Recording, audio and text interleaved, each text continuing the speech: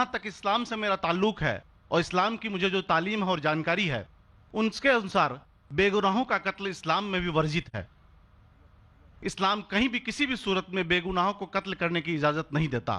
اگر آپ میرے سوال کا بخوبی اور میرے ذہن میں جچنے والا سوال ہے یہ جواب دے دیں تو میں بھی آپ کا مرید بن جاؤں گا۔ یوں تو مرید ہوں ہی، لیکن پھر مرید بن جاؤں گا کہ انسانوں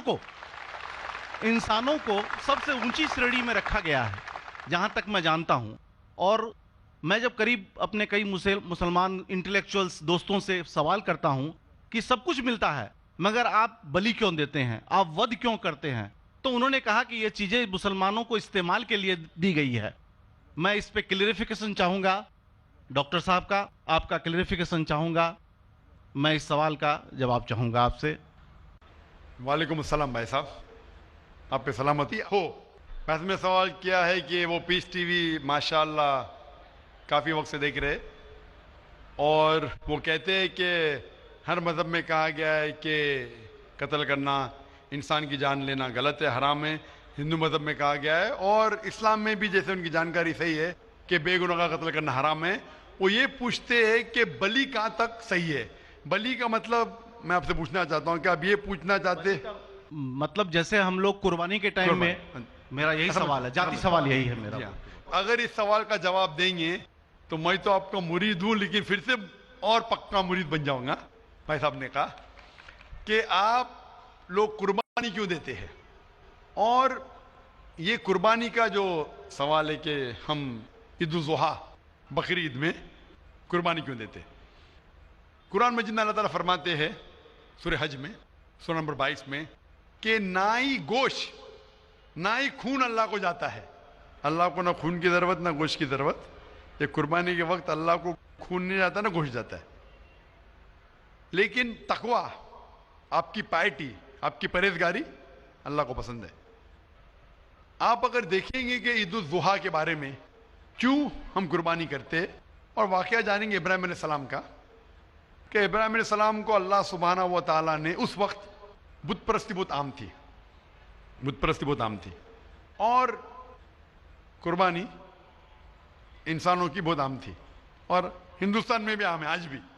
آج بھی ہندوستان میں کئی دیگر مذاہب میں لڑکیوں کی قربانی دی جاتی ہے، بچوں کی بلی دی جاتی ہے۔ کیا آپ چھوٹے بچے کا قتل کرو، عورت کا قتل کرو، بلی دے جاؤ اور بھگوان خوش ہو جائیں گے؟ کئی جگہ، الحمدللہ مسلمان میں نہیں ہے۔ تو اس وقت ابراہیم علیہ السلام کو اللہ نے پوچھا کہ آپ کو سب سے زیادہ عزیز اس دنیا میں کیا چیز ہے؟ تو انہوں نے کہا کہ میرا بیٹا۔ تو انہوں نے پوچھا کہ آپ اپنے بیٹے کی قربانی دے سکتے؟ اپنے پیغمبر ابراہیم علیہ السلام تو بیٹی قربانی دے سکتے؟ تو وہ چونک گئے، اور اللہ کے پیغمبر تھے، انہوں نے کے بیٹے سے کہا، بیٹے نے کہا بے شک اللہ کے لیے آپ میری قربانی دے سکتے، آپ اپنے ہاتھ پہ پٹی ماننا۔ جیسا اللہ تعالیٰ فرماتے اس دنیا میں اللہ تعالیٰ ہمارا امتحان لے رہے، تو اللہ تعالیٰ امتحان لے رہے اپنے پیغمبر ابراہیم علیہ السلام کا۔ اللہ تعالیٰ یہ بھی جانتے کہ ابراہیم علیہ السلام جواب کیا دیں گے، تو ابراہیم علیہ السلام اپنے آنکھ پہ پٹی مارتے، اور جس طریقے سے حکم آتا ہے اپنے بیٹے کی قربانی دینے جاتے، اس وقت ہی ایک بھیڑ، گوٹ یا شیپ آ جاتا ہے اور اس شیپ کی قربانی ہو جاتی ہے۔ تو اس چیز کو یاد رکھنے کے لیے آج بھی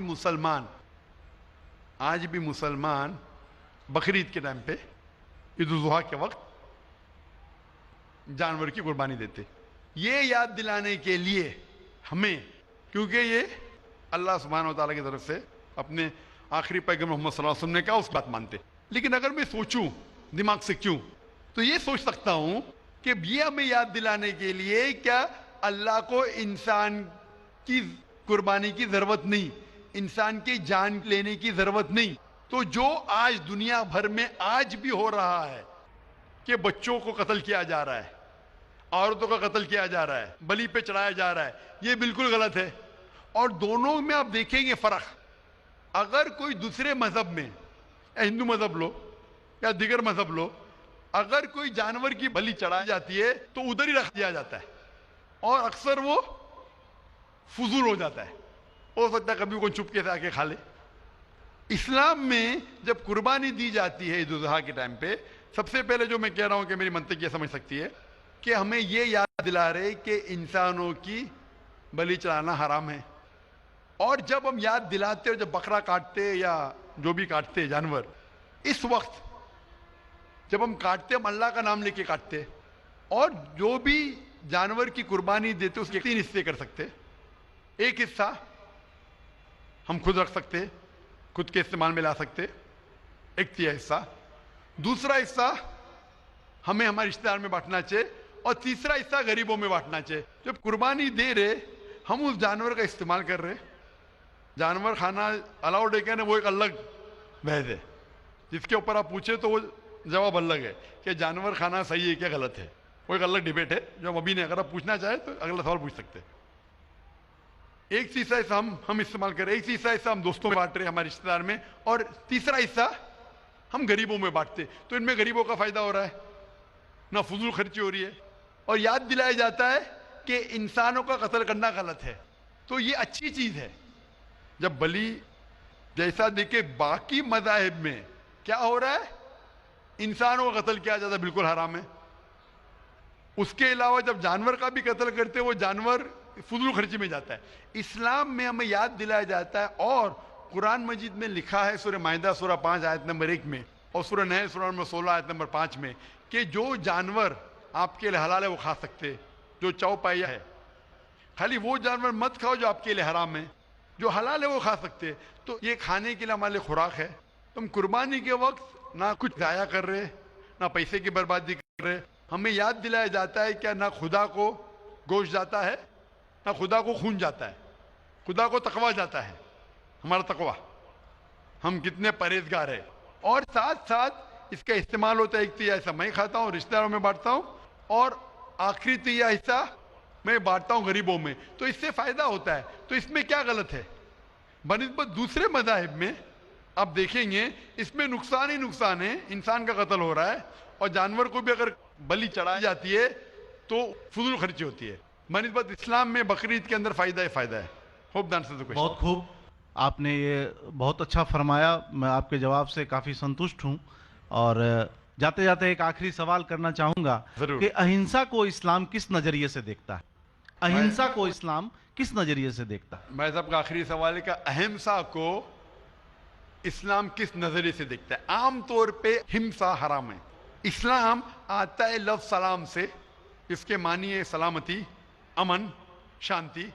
اسلام کے معنی ہے کہ شانتی حاصل کرنا، اپنی خواہش، اللہ کا جو پیغام ہے اس کے مطابق اپنی زندگی بسر کرنا اور امن حاصل کرنا، اسے کہتے ہیں اسلام.